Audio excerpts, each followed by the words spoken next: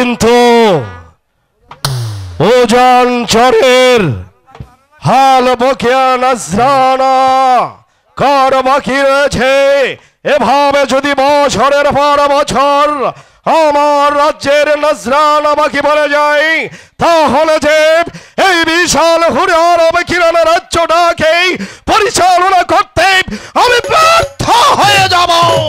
তাই তো ওজান চরের হাল বকিয়া নজরানাদের জন্য আমার এই মুহূর্তে আমার দক্ষিণ হস্ত সিপাহসালার জিহাদকে প্রয়োজন। এই কে আছে সিপাহসালার জিহাদকে নবাবে দরবারে পৌঁছে জনাব, সালাম পৌঁছে। শোনো জনাব, সিপাহসালার জিহাদ ওজান চরের নজরানা বাকি রয়েছে। তাই তো তুমি এই মুহূর্তে ছুটে যাবে সেই ওজান চরে। ওজান চরের প্রজাদের মধ্য থেকে হাল বাকিয়া নজরানা আদায় করে তুমি তো আমার রাজকোষে জমা করে নেবেন না সম্রাট, অপরাধ নেবেন না। বান্দার ইসলামের দরবারে পৌঁছে, কিন্তু জনাব ওই ওজনের চরে কি আমি একাই যাব না? না, তুমি এই মুহূর্তে আমার দরবারের আমার বান্দা আমার দেহ রক্ষী গোলমামনকে সঙ্গে নিয়ে যাবে। তাহলে এই মুহূর্তে বান্দা গুল মামুদকে ইতলা দিন জনাব। এই কে আছিস? গোলমামনকে পাঠিয়ে দে। সালামে জাহাবনা আদেশ করুন, আমাকে কেন স্মরণ করেছেন জাহাবনা? গোলমামন, সালাম জাহাবনা। তুমি এই মুহূর্তে সিপাহসালার জিহাদের সঙ্গে চলে যাবে সেই উজান চরে। উজান চরে গিয়ে প্রজাদের মাঝ থেকে নজরানা আদায় করে তাও অতি বিলম্বে তোমরা আমার রাজকোষে জমা করে দেবে। যাও যাও, আর দেরি করো না। বান্দার সালাম দরবারে রইল জনাব, দরবারে রইল, দরবারে রইল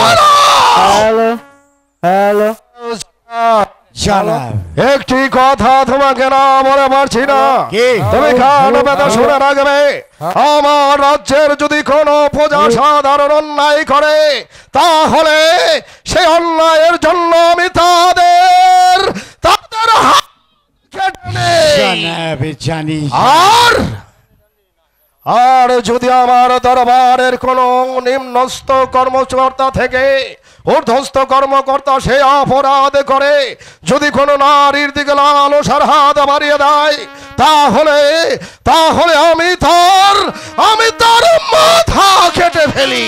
জানি সম্রাট, জানি আপনার প্রত্যেকটি কথা আমার দিলে ইয়াদ থাকবে। এ বান্দা গুল মামুদ নবাবের নজরানা দরবারে হাসিল করতে আসি জনাব।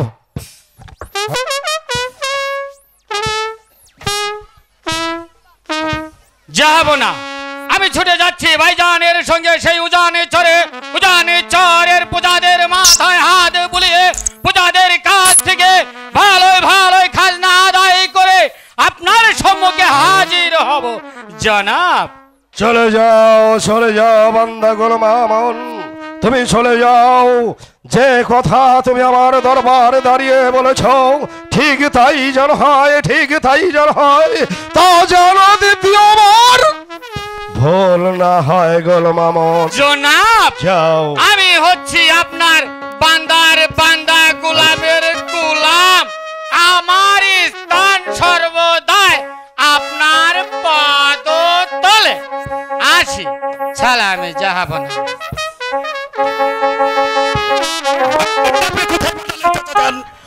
চোখে দেখছে, চোখে মুখে আগুন দেখতে পাচ্ছে।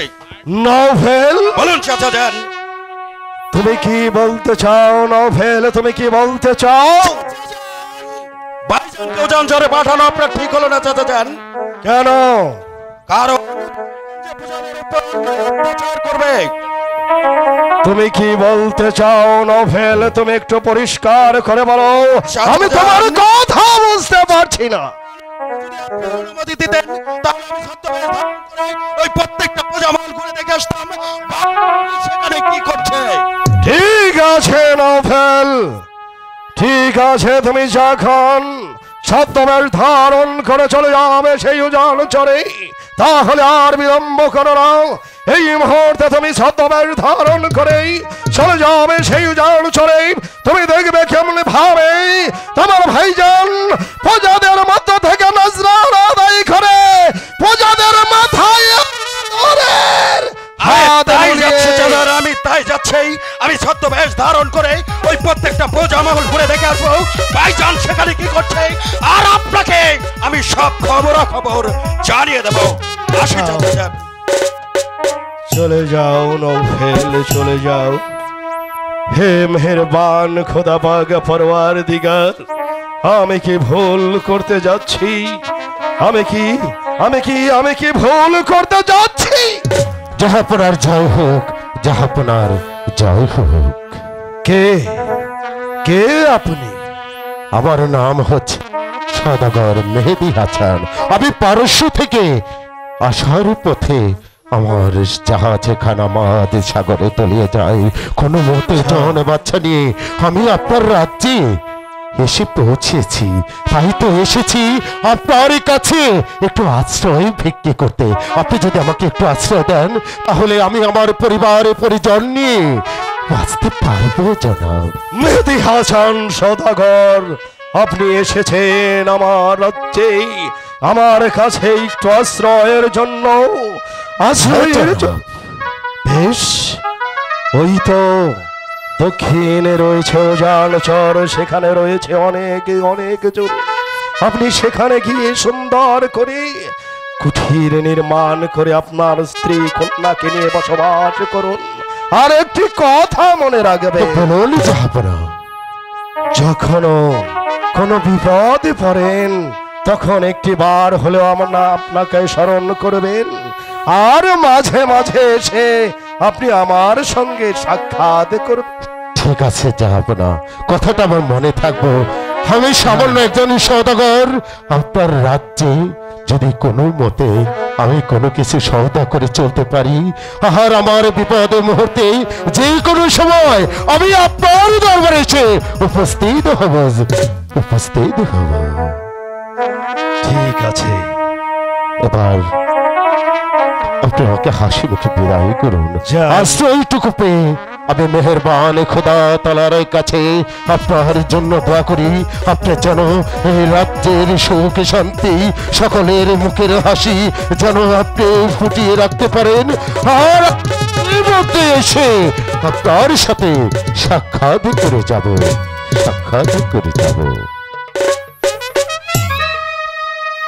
হে মেহেরবান খোদা পাক পরওয়ার দিগার, আমার একমাত্র সন্তান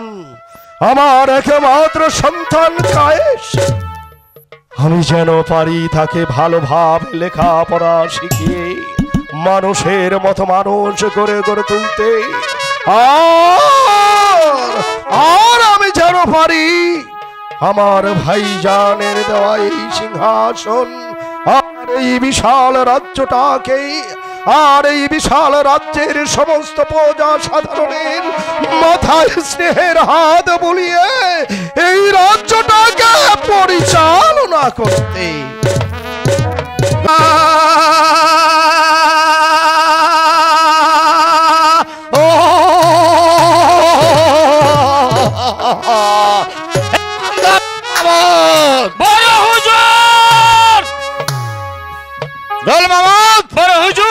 আমরা এসেছি উজান চরে নজরানার জন্য। জি বড় কিন্তু উজান চরে একটা প্রজা বিন্দুকে দেখতে পাচ্ছি না। তাহলে কি রিক্ত হস্তে আমরা এই দরবারেই চলে যাব? কেন বড় হুজুর, নিত্য হস্তে তো আমাদের ঘুরে গেলে চলবে না বড় হুজুর। আমাদের যে পূজা মহল থেকে খাজনা আদায় করে নিয়ে আল্লাহ বাদে বান্দা গোলমামতি ঠিক কথা বলেছিস। এই মুহূর্তে নগরে বিচারণ কর, যেভাবে হোক না কেন নবাবের নজরানা আমাকে আদায় করতে হবে। তাই হবে, তাই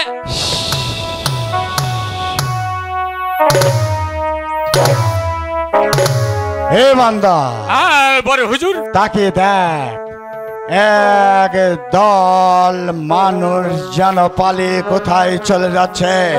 ওরা পালিয়ে যাবে কোথায়? কেন হুজুর, ওরা কোথায় পালিয়ে যাবে?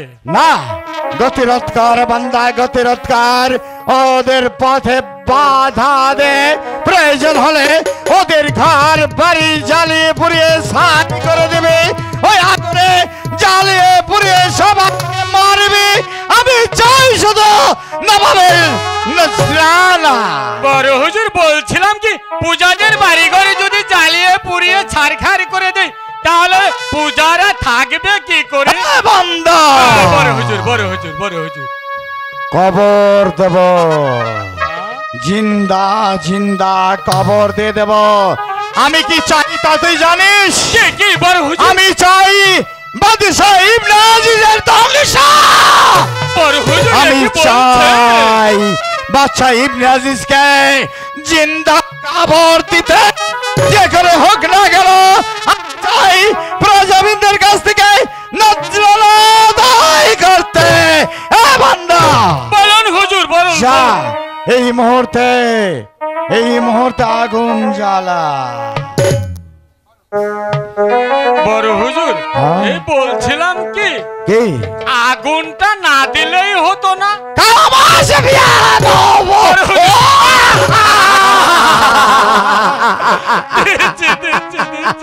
দিচ্ছি বড় হুজুর। হে বান্দা, বড় হুজুর, এই মুহূর্তে ধ্বংসের স্তূপে নবাব কিনান সাম্রাজ্যের নবাবিকে আমি দেখতে চাই।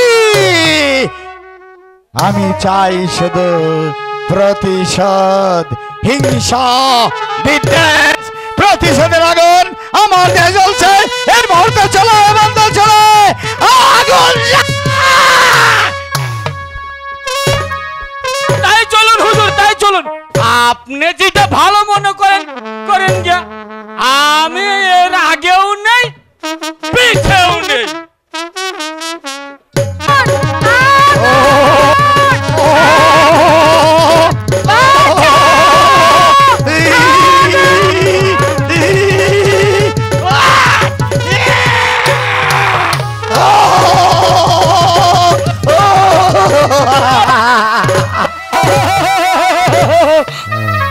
বান্দা, বড় হুজুর, জ্বালিয়ে দে, পুড়িয়ে দে। একেবারে পুড়িয়ে এ বান্দা গুল মাহমুদ, বড় হুজুর। ওই তো দেখা যাচ্ছে একটা কুড়ে ঘর। জি বড় হুজুর। ওই ঝুপড়িটাকে একবারে জ্বালিয়ে পুড়ে শেষ করে দে।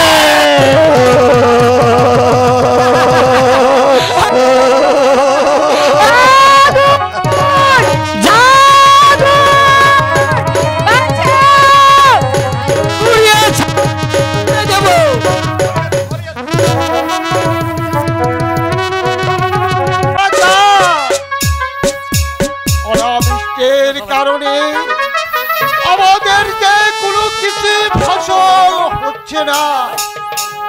আই মায়ের কোলের শিশু দুগ্ধ দিনে তারা শুধু কান্নায় জড়ো জড়ো। এখন এখন এখন আমি কি করে এই সংসার চালাই? হে খুদা, হে খুদা, তুমি রহম করো খুদা, তুমি রহম করো। আমি এখন কি করি? আমি কি করি?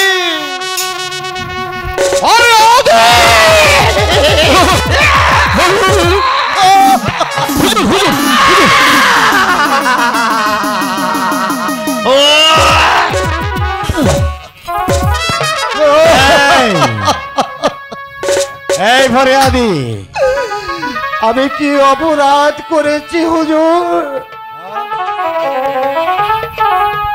অপরাধ? এই মুহূর্তে জীবনে বাঁচতে চাইলে নবাবের নজরানা আমার হস্তে দে। হুজুর, আমি এই নজরানা কোথায় দিয়ে দিব? এই অনাবৃষ্টির কারণে এই বন্যায় সবই ভাসিয়ে দিচ্ছে। আমরা যে সংসার চালাতে পারছি না। চুপ চুপ বিয়াদব চুপ। আমি দেখতে পেলাম শস্য শ্যামলায় গ্রাম গঞ্জে মাঠ সব ভরে উঠেছে, আর তুই বলছিস নজরানা দিতে পারবি না, অনাবৃষ্টিতে ফসল ফলেনি। মিথ্যে কথা বিয়াদব। হুজুর তো বুঝিয়ে বলুন, দেখুন দেখি আমি এখন কোথায় দিয়ে দেব বলুন হুজুর? হে ফরিয়াদি, জীবনে বাঁচতে চাইলে এই মুহূর্তে নবাবের নজরানা আমার হস্তে দিয়ে দে, নতুবা তোকে তিলে তিলে আমি শেষ করব।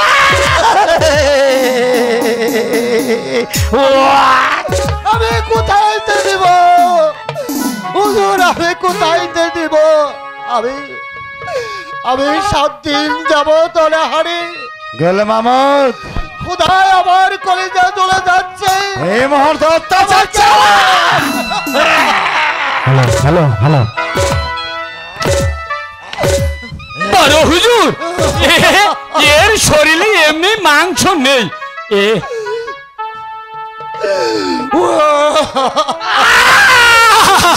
সুনালি!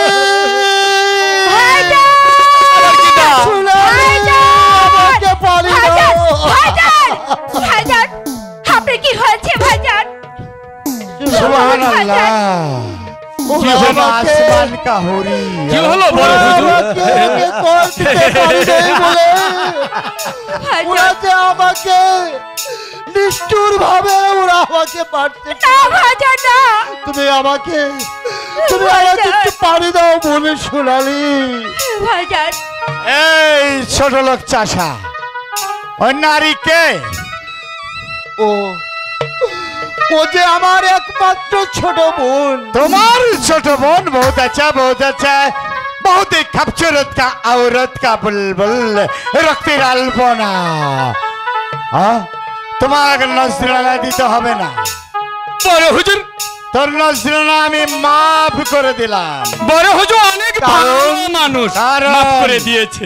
একটা মাত্র শর্তে। কি শর্ত? এই মুহূর্তে ওই রূপদর্পিতা নারীকে নিয়ে যাবি আমার ওই রংমহলে। মাত্র করার পর তারপর ওকে ফিরিয়ে দেবো তার বাজ ভবনে। না ভাইজান। ওরে জানোয়ার, কি বললে? তুই আমার একমাত্র বোনকে দে। তুই রক্ত গেলে আমি তো খাবে।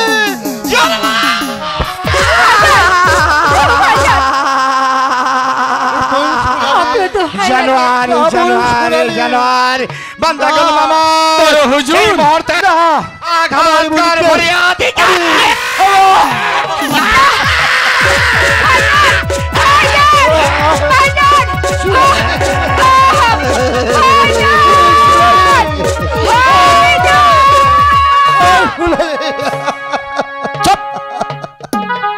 কি কোথায় গেল? হ্যাঁ ফরিয়াদি, আমার একমাত্র বোনের সোনালিকে ওরা তুলে নিয়েছে। দাঁড়া বোনের সোনালি। ফরিয়াদি, ফরিয়াদি তুমি চিন্তা করো না, আমি আমাদের গোপন আস্তানার খবর আমি জানি।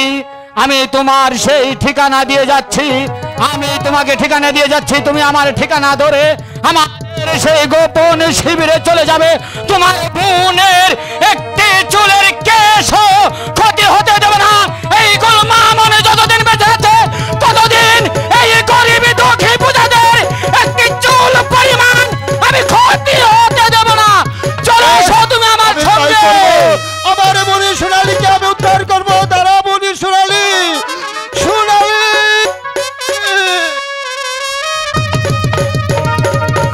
না, আমি ভাইজানের অত্যাচার দেখেই আমি কিছুতেই বরদাস্ত করবো না। আমি ভাইজানকে আমি বারবার বলেছি না। কেন বারবার বোঝানোর সত্ত্বেও ভাইজান সাধারণ পূজাদের সাথে এমন অন্যায় অত্যাচার করছে। আমি সব গিয়ে চাচা জানকে বলবো, তারপর বুঝিয়ে বলবো চাচা জান ভাইজান যে অন্যায় অত্যাচার করছে কিছুতেই ভাইজানকে ক্ষমা করবেন না।